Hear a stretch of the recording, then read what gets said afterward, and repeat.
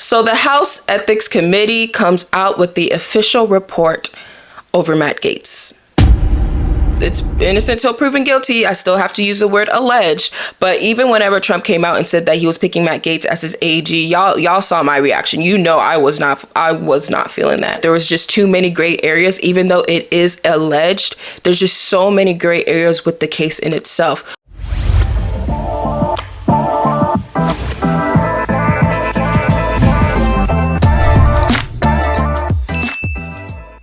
Before we begin today's video, make sure you like, comment, subscribe, turn on post notifications so you're notified whenever I post a new video. Follow me on my social media as we're on the road to 100,000 subscribers, because we can do all things through Christ who strengthens us. Amen. Amen. So today there is a lot of breaking news when it comes to this Matt Gaetz stuff, but we're going to go ahead and go over CNBC's article today. So Matt Gaetz, former Trump AG pick, had sex with underage girl while in Congress, House Ethics Report says. Keyword, this is what the House Ethics Report is saying. The House Ethics Committee on Monday, which is today, clock it, they revealed and found substantial evidence that former Republican Representative Matt Gaetz had sex with a 17-year-old girl in 2017 and that he regularly paid women for sex. And while he was in Congress, the panel, in a final report on its year-long investigation into Gaetz, also found that he used illegal drugs, including cocaine and ecstasy, on multiple occasions between 2017 and 2019. If I'm not mistaken, it was him and Marjorie Taylor Greene that was the main ones, like, pinning Joe Biden's son, Hunter Biden, about his use of cocaine. So the fact that he's being accused of pretty much using the same drugs is kind of ironic to me. So Gaetz also accepted gifts, including a 2018 trip to the Bahamas. Ooh, Bahamas, stop. In excess of permissible amounts, the bipartisan committee concluded Representative Gaetz has acted in a manner that reflects discredibility upon the House, the 42-page report says. Angie, I'm gonna go over the findings that I found within the report as well. Representative Gaetz, he acted in a manner that reflects, we already read that. So the committee said it found substantial evidence that Representative Gaetz violated House rules, state and federal laws, and other standards of conduct prohibiting prostitution, statutory rape, illicit drug use, acceptance of impermissible gifts, the provision of special favors and privileges, and obstruction of Congress. This is wild, but the committee said it did not find sufficient evidence that Gaetz violated a federal sex trafficking law, even though he did cause the transportation of women across state lines for purpose of commercial sex. The panel said it found no evidence that those women were under 17 when the travel took place, and it could not conclude that the commercial sex acts were induced by force, fraud, or coercion. Gaetz has denied wrongdoing. I do want to emphasize Gaetz, he is standing on it. He said he is still innocent. He did not do these things. He also said that it is very timely that they put the report out the week of Christmas, or a couple days before Christmas as well. So I do want to put that out there for the context of this conversation. So an attorney for Gaetz did not immediately respond to CNBC's request for comment on the report. As the report was released, Gaetz, in a series of posts on X, denied that he had engaged in prostitution or sex trafficking. There's a reason that they did this to me in a Christmas Eve report, and not in a courtroom of any kind where I could present evidence and challenge witnesses, Gaetz wrote in one post.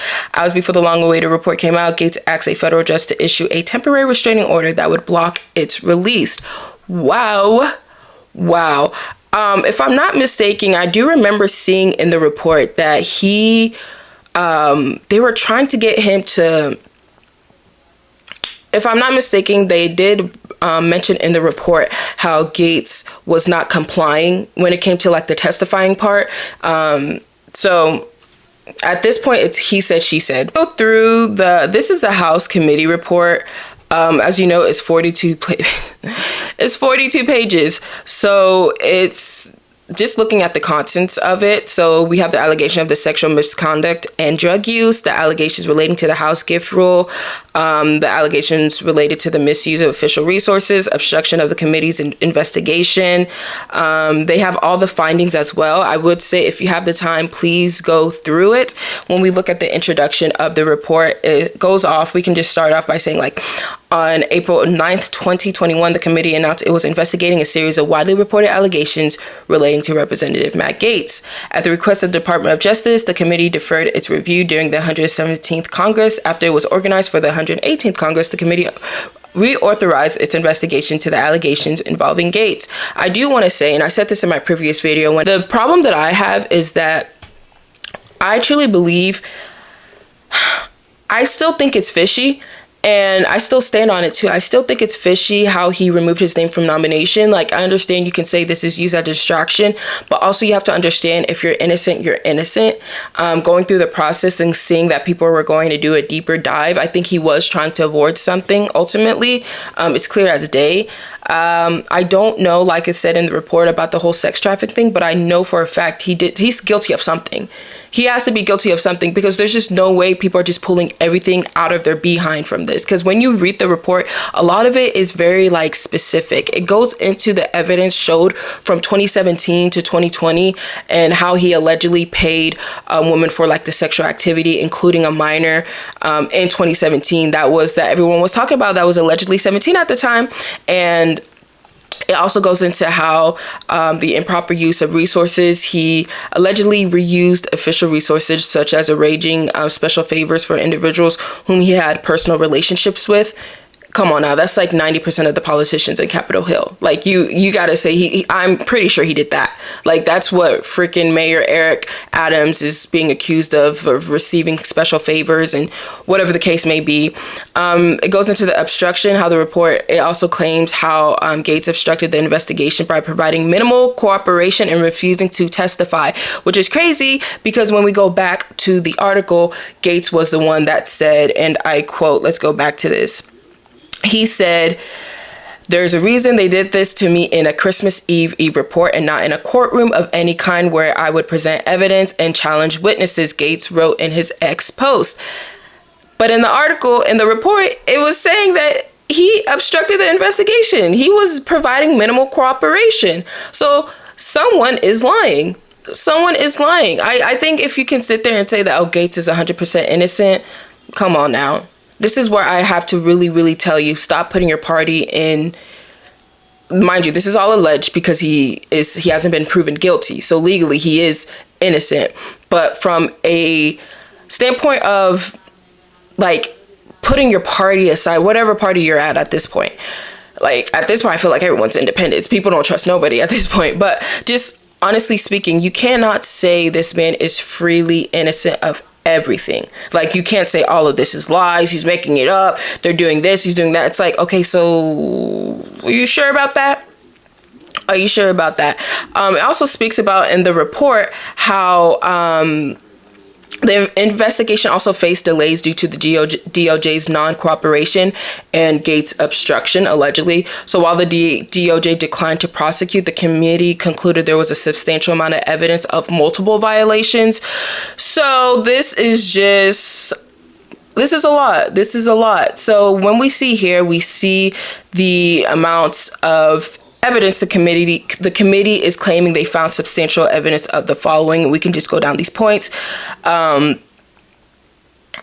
So if you see here, this is what the committee found substantial evidence of.